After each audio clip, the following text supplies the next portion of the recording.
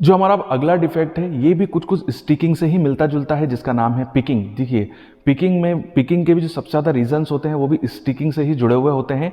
Picking के अंदर basically जो टैबलेट का जो ऊपरी हिस्सा होता है वो पूरी तरीके से टूट जाता है, उसका ऊपरी मटेरियल एक तरीके से निकल जाता है। तो उस तरीके की टैबलेट्स को या उस तरह के डिफेक्ट को पिकिंग बोला जाता है, जब टैबलेट के ऊपरी मटेरियल पूरा स्मूथ नहीं रहता है, निकल जाता है, टूट जाता है, आपको टूटा हुआ दिखाई देता है। और अगर कोई भी टैबलेट अगर पिकिंग वाला डिफेक्ट शो कर रही है तो वो आगे चल के स्टिकिंग में भी कन्वर्ट हो सकता है। जी हाँ, स्टिकिंग डिफेक्ट्स का जो इनिशियल फॉर्म होता है उसे आप पिकिंग भी कह सकते हैं, और पिकिंग के बाद ही फिर टैबलेट के अंदर स्टिकिंग शो होने लग जाती है। इसीलिए मैंने स्टार्टिंग में ही आपको बोला था कि पिकिंग के भी रीजन वही होते हैं जो स्टिकिंग के होते हैं। और स्टिकिंग के अंदर जैसे मैंने आपको बताया था कि लुब्रिकेंट्स और बाइंडर्स ये दो बहुत इंपॉर्टेंट पॉइंट होते हैं जो कि स्टिकिंग के लिए जवाबदार होते हैं।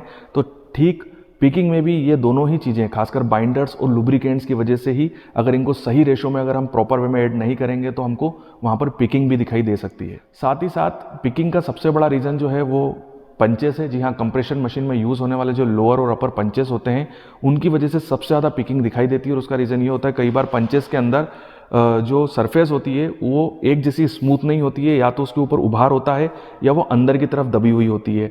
तो इस वजह से अगर आप स्मूथ सरफेस पंचेस की जो आप यूज़ कर रहे हो कंप्रेशन मशीन के अंदर, चाहे वो अपर हो या लोअर पंचेस हो, अगर वो स्मूथ नहीं होंगे, अगर या तो उनके ऊपर बाहर से कुछ उभार होगा या अंदर की तरफ उनके अंदर कुछ होगा, है ना, अंदर की तरफ दबे हुए होंगे, तो इस वजह से भी उसके अंदर आपको पिकिंग दिखाई देगी। और एक बहुत बड़ा रीज़न है पिकिंग का कि आप अगर प्रॉपर वे में पंचेस को यूज़ नहीं करेंगे, स्मूथ सरफेस वाले पंचेस यूज़ नहीं करेंगे, तो आपको पिकिंग प्रॉब्लम ज़रूर दिखाई देगी। और इसके अलावा सबसे बड़ी प्रॉब्लम ये होती है कि अगर आपने जो पाउडर यूज़ किया है वो पाउडर प्रॉपर वे में अगर आपने ड्राई नहीं किया है, उसके अंदर मॉइस्चर प्रेजेंट है, वेट एग्रीगेट्स प्रेजेंट है, या डंप में पाउडर है, डंप मतलब आपस में चिपके हुए जो लोंदे होते हैं उस तरीके से पाउडर फॉर्म्ड है, वो प्रॉपर वजह से टूटा नहीं है, वो प्रॉपर वे में ड्राई नहीं हुआ है पाउडर फॉर्म के अंदर, तो वो आपको पिकिंग जरूर दिखाई देगी टैबलेट के अंदर।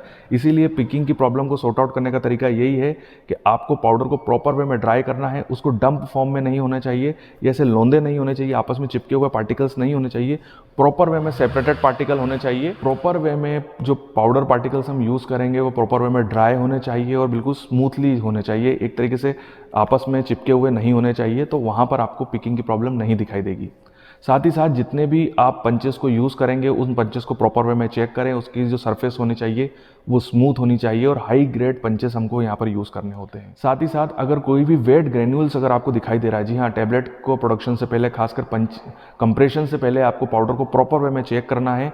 अगर आपको उसके अंदर जरा सा भी मॉइस्चर की प्रेजेंस दिख रही है, आपको दिख रहा है कि वे जो ग्रेन्यूल्स है उसके अंदर वाटर कंटेंट प्रेजेंट है, तो आपको उसी समय उसको यूज़ नहीं करना है, उसको आपको प्रॉपर वे में पहले ड्राई करवाना है और उसके बाद यूज़ करना है, तब जाके पिकिंग की प्रॉब्लम जो होगी वो सॉर्ट आउट हो सकेगी। तो यहाँ पर हमने डिस्कस किया कि जो पिकिंग वाला जो डिफेक्ट है वो क्यों होता है और उसके क्या सोर्स होते हैं और इसको हमको कैसे रिमूव कर सकते हैं। अब हम उसको थोड़ा सा डीपली डिस्कशन करेंगे कि इसके सबसे बड़े रीजंस क्या होते हैं और उनको हम कैसे रिमूव कर सकते हैं। इसको हम सीधे डिस्कस करेंगे, जिससे कि आपको इंटरव्यू में काफ़ी हेल्प होगी।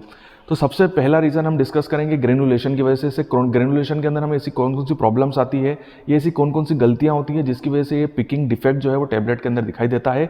तो जो सबसे पहला रीज़न होता है वो है ग्रेन्यूल्स के अंदर ज़रूरत से ज़्यादा मॉइस्चर की प्रेजेंस। जी हाँ, अगर ग्रेन्यूल्स के अंदर बहुत ज़्यादा मॉइस्चर प्रेजेंट होगा तो पिकिंग डिफेक्ट जो है वो बहुत ज़्यादा कॉमन है। तो इसको हमको रिमूव करने के लिए या तो फिर हमको जो हमारे ग्रेन्यूल्स हैं उनको प्रॉपर वे में हमको ड्राई करना होगा, और साथ ही साथ ऑप्टिमम कंडीशन तक हमको ड्राई करना होगा।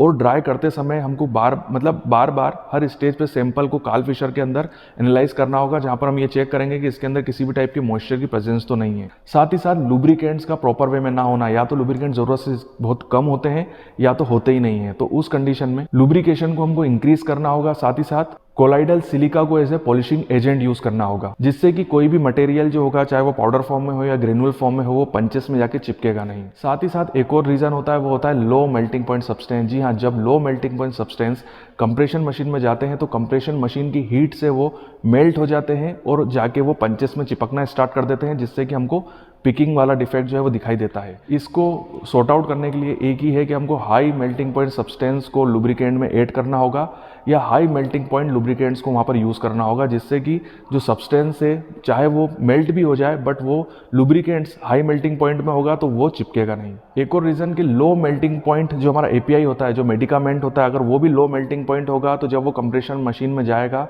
हाई टेम्परेचर में वो प्रेजेंस होगा तो वो भी मेल्ट हो सकता है, और कहाँ पर जाके चिपकेगा वो भी हमारी पंचेस में जाके चिपक सकता है। तो इसको रिजोल्व करने का एक ही चांस है, वो है जो हमारे ग्रेनुल्स होते हैं उनको हमको रेफ्रिजरेट करना होता है, मतलब ठंडा रखना पड़ता है, कूल डाउन करना पड़ता है जब हम उसको कंप्रेशन के लिए ले जाते हैं। साथ ही साथ जब कंप्रेशन मशीन है उसको भी प्रॉपर वे में हमको कूल डाउन रखना पड़ता है, मतलब उसको ठंडक प्रोवाइड करनी होती है जिससे कि कंप्रेशन मशीन में किसी भी टाइप का ज़रूरत से ज़्यादा टेम्परेचर मेंटेन ना हो पाए, और हमारा मेल्टिंग पॉइंट जो हमारा, क्योंकि मेडिकामेंट को तो हम चेंज कर नहीं सकते हैं, बाकी आप एक्सिपिएंट्स को चेंज कर सकते हो बट मेडिकामेंट तो वो का वही रहेगा।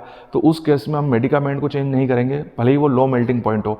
उस केस में हमको हमारे ग्रेन्यूल्स को ठंडा करके रखना होगा, और जो हमारा वर्क प्लेस है या जो हमारा प्रोडक्शन एरिया है वहाँ पर भी हमको लो टेम्परेचर मेंटेन करके रखना होगा, जिससे कि हमारी जो कंप्रेशन मशीन है उसमें हाई टेम्परेचर जनरेट ना हो सके। साथ ही साथ अगर जो ग्रेन्यूल्स हैं अगर वो गरम गरम रहते हैं तो उस वजह से भी वो मेल्ट हो जाते हैं, और उस वजह से भी हमको यहाँ पर पिकिंग जो है वो दिखाई देती है। तो इसमें एक ही पॉइंट है कि जो हमारे कंप्रेशन मशीन है वहाँ पर हमको रूम टेम्परेचर मेंटेन करना है, साथ ही साथ ग्रेन्यूल्स को पहले सफिशिएंटली कूल करना है, चिल्ड करना है, और उसके बाद फिर ग्रेन्यूल्स को हमको कंप्रेस करना है। साथ ही साथ अगर हम जरूरत से ज़्यादा बाइंडर्स को ऐड करते हैं तो उसकी वजह से भी हमको पिकिंग दिखाई देती है। इसमें हम ये काम कर सकते हैं कि या तो हम बाइंडर्स की क्वांटिटी को कम कर दें, रिड्यूस कर दें, या तो फिर हम कोई दूसरा बाइंडर यूज़ करें जो कि ड्राई फॉर्म में अवेलेबल हो। तो हम इन सभी चीज़ों से पिकिंग जो हमारी प्रॉब्लम है उसको हम सॉर्ट आउट कर सकते हैं। तो ये जो सारे रीजन थे ग्रेनुलेशन की वजह से थे। तो यहाँ पर हमने पिकिंग से रिलेटेड जो डिफेक्ट्स हैं उसकी प्रॉब्लम्स और उनके जो रीजन थे या उनके जो सोल्यूशन थे उसके डिस्कस किए, और ये सारे के सारी जो प्रॉब्लम्स या डिफेक्ट क्रिएट हो रहे थे पिकिंग में वो सभी हो रहे थे ग्रेनुलेशन की वजह से। अब हम डिस्कस करेंगे वो रीजन जो कि